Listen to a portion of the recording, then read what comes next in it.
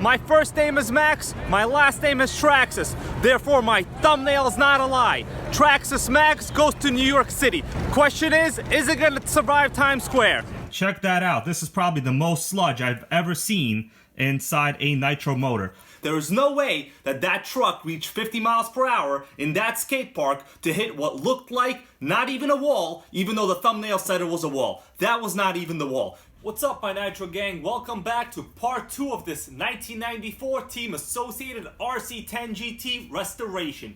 In the last part, I'm sorry, but I just could not remove the engine from the body. I did not have the right equipment. I didn't have the proper tools, but don't you worry. I got the tools right over here. It's a giant tool set. It turns out the screws that are holding the engine in are, let me show you guys, they are SAE. This is an American type of standard for, hexes. Usually it's metric.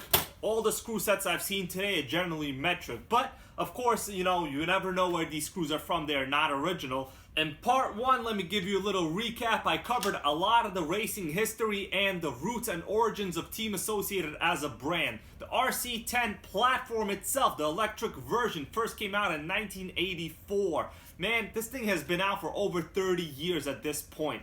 Remarkable chassis. This particular RC10GT is a 1994 model. The RC10 chassis itself has really been a platform that's dominated the racing circuit since it first came out. You gotta realize at the time when this thing was new, it was competing against, I would say, Tamiya's at the time, which were completely different from this. This thing had an aluminum aircraft grade chassis, oil-filled adjustable shocks, the stealth lay-down transmission, and I'm not even sure how many other race-oriented design features. Of course, none of this was obviously in a Tamiya chassis at that time. Tamiyas were great, they still are, but they were not really race-oriented designs at that time. That is really what makes the Associated RC10 series and chassis extremely successful. Alright, enough babbling. Let's get the tools ready. Let's take the motor out. First, let me remove the throttle link from the carb. Here we go. Don't want to damage this. This is a classic OS 10E rotary carb. The same exact carb I sent to the true Wind Waker. He told me that his Nitro MT is running like a top again. Here we go. These were the screws that I could not get out last time. Of course, when you have the proper tools for the job, that makes this all easy. Here's the troublemaker, an SAE screw. The exhaust is simply just held down with this bracket. You could just slide it out like this. Boom, there we go. Let's take out the fuel tubing. And the engine should be, almost on its own. Let's remove the fuel tubing from the carb. And this thing is out. There we go. We got the troublemaker in town. A seized nitro engine. The nitro engine, which is the troublemaker in this chassis, is out of the car. Now, I made a mistake in my last video, and I'm always one to admit when I make a mistake. This is not a 12CV, this is a 15CV. The reason is it has a blue cooling head, and it also clearly says so on the engine case. 15CV, right over there, guys. Actually, the Bug 404 told me that it was a 15CV, not a 12. He's also done a very good restoration video where he completely disassembled this thing and put it back together like new.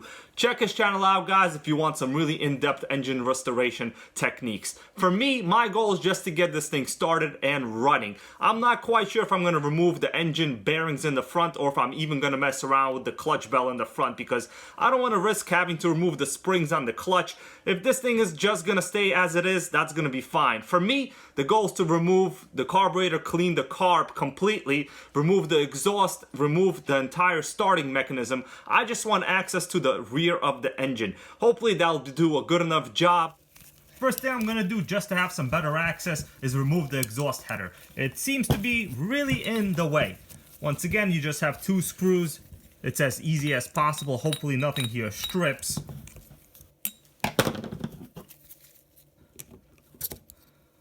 One of them is out. Good news.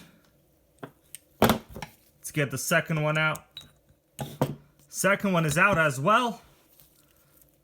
The exhaust gasket is now stuck onto the cylinder block, which is okay. I mean, as long as I don't destroy it, it seems that it could be reused. No big deal, but these are cheap and I definitely have spares if I need to install some.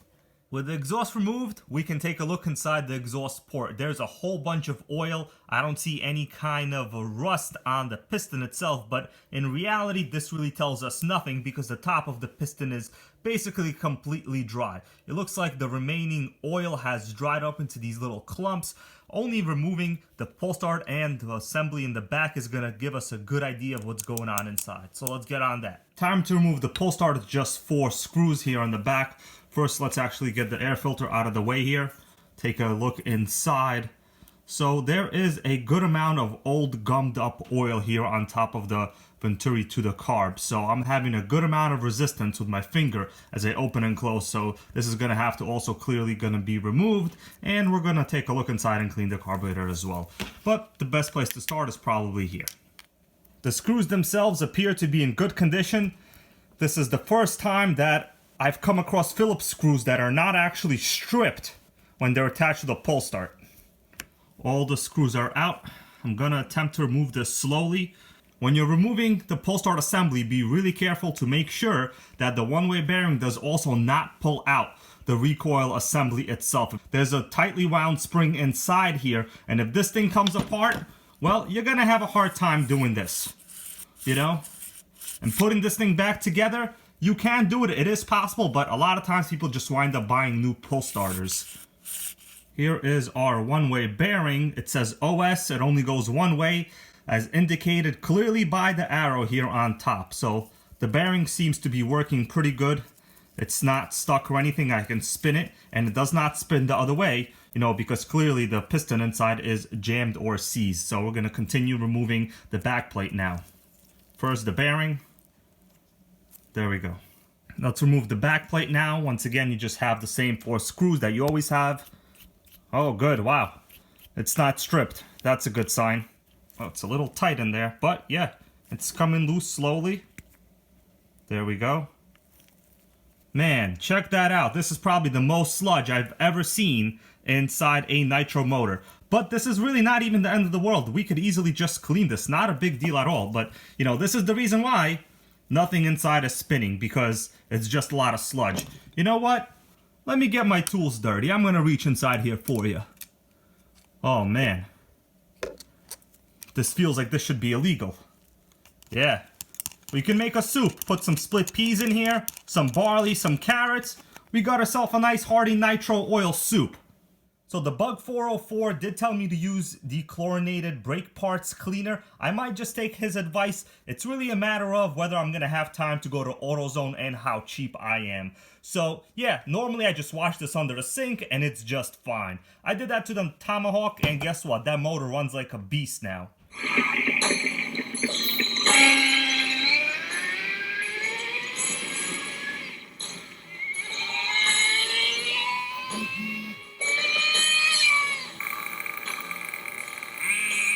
Alright my Nitro gang, we got some good news. You just saw that. Nothing is broken inside this classic OS 15CV-X engine. Yeah, it's full of old nitro soup, you know, what I like to call oil, but hey, it is what it is. So right now, I'm gonna cut this part. A lot of times people ask me why my video is a little bit short. Well, I'm a little bit limited by memory storage on my computer and on my phone. You know, I'm not a guru just like some people who would like to crash Traxxas Maxxes into walls at 50 miles an hour. Flat out, come in, oh my god! Oh!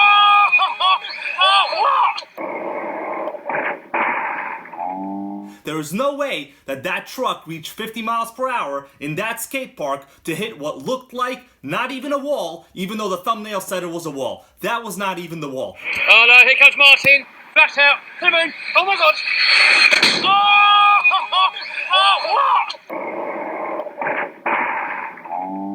The reality is, that video was not for kids, it was not for adults, it was for a clickbait library. And I'm sorry that it got all of you. It actually kind of got me as well, because I did want to see what would happen to a Max when it crashed into a wall at 50 miles an hour. But then in reality, it wasn't even a wall, and it wasn't even 50 miles an hour. So what did I watch? Well, that's my fault, you know, it got me. My next test is going to be launching a Max from the moon and seeing what happens. How am I going to get to the moon? I don't know. I'm just going to take a picture, put the Max by the moon, call it a day. All of you guys are going to watch it. Why? Because it's clickbait.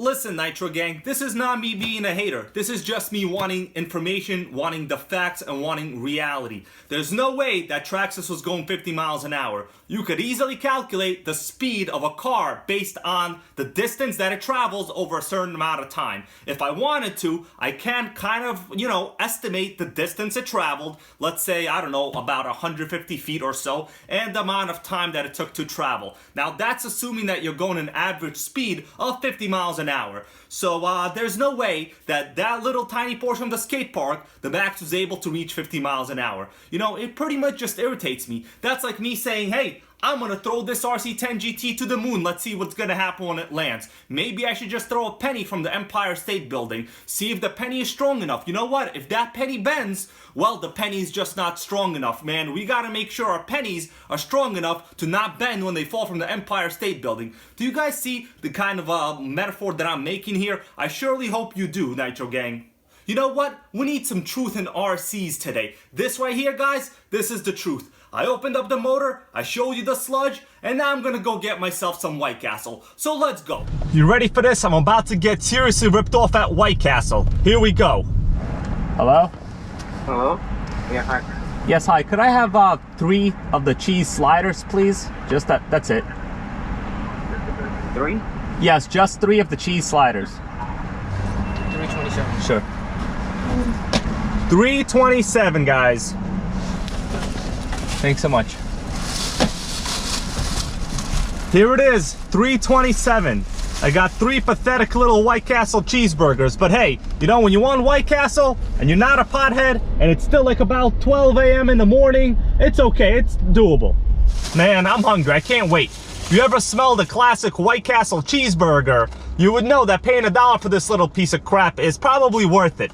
So what do you get? This is a $1 little baby burger slider. Yep, you get some onion, you get some cheese, you get a little square piece of bread. But man, it seems simple, but the combination of this just tastes incredible. Oh man, and nothing like it. So White Castle, the way they make their meat is it's kind of steam cooked on a bed of onion. That's really what gives it its signature flavor. Let me first chew and not talk. That's kind of rude, Anyway, I paid $3.27 for 3 little square burgers like this. Just the other day, I got some aluminum body post mounts for my HPI Nitro RS4. I think I paid like $1.50 a set. So therefore, I literally got aluminum car parts for my Nitro RS4, 2 pairs for the same price as I just paid for 3 little sliders like this. You know what? Why do they always put the pickle inside? Honestly, I kind of feel like asking for no pickle, but anytime you customize food orders at any fast food restaurant, there's always some kind of situation that gets messed up. So I just take the pickle, I just eat it, and just move on with the rest of my day. In today's video, the Traxxas Maxx goes to Times Square, New York City. My first name is Max, my last name is Traxxas. Therefore, my thumbnail is not a lie. Traxxas Maxx goes to New York City. Question is it gonna survive Times Square? Looks like I got one of the Transformers right here behind me. The Traxxas Maxx is gonna jump this guy right now. You guys see Batman right over there? He just tried to take a picture with T-Max Tony. Well, you know what? Traxxas Maxx is here. T-Max Tony is not here. Now it's time to jump one of these buildings. The center of capitalism. No, this is not where time started. We all know where that started. The answer is the Big Bang.